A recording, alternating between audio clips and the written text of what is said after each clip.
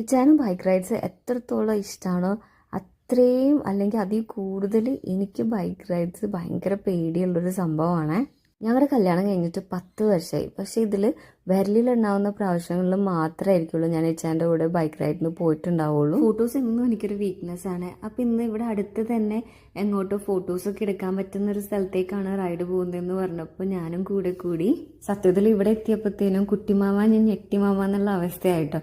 കാര്യം ഇതുപോലത്തെ സ്ഥലം ഞാൻ ഒരുപാട് കണ്ടിട്ടുണ്ട്, നമ്മളെല്ലാവരും തന്നെ കണ്ടിട്ടുണ്ടാവും.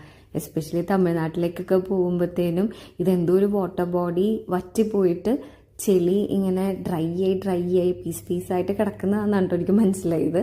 അപ്പോൾ ഇത് കാണാൻ വേണ്ടിയിട്ട് ഒരുപാട് പേരാണ് ഇവിടെ വന്നേക്കുന്നത്. അതുപോലെ ഫോട്ടോസ് ആളുകൾ നിന്നും ഇരുന്നൊക്കെ ഇങ്ങനെ എടുത്തുകൊണ്ടിരിക്കുകയാണ്. ഞാനും എടുത്തുട്ടോ കുറേ ഫോട്ടോസ്.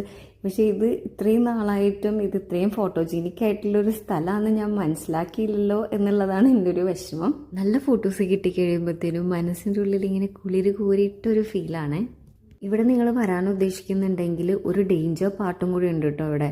അതായത് ഡയറക്റ്റ്ലി സൺലൈറ്റ് അടിക്കുന്ന സ്ഥലങ്ങളിൽ കുഴപ്പമില്ല, ഷെയ്ഡായിട്ടുള്ള സ്ഥലങ്ങളിൽ കൂടെ വരുമ്പോഴത്തേനും അവിടുത്തെ ചെളി ഇപ്പോഴും ഉറച്ചിട്ടില്ല.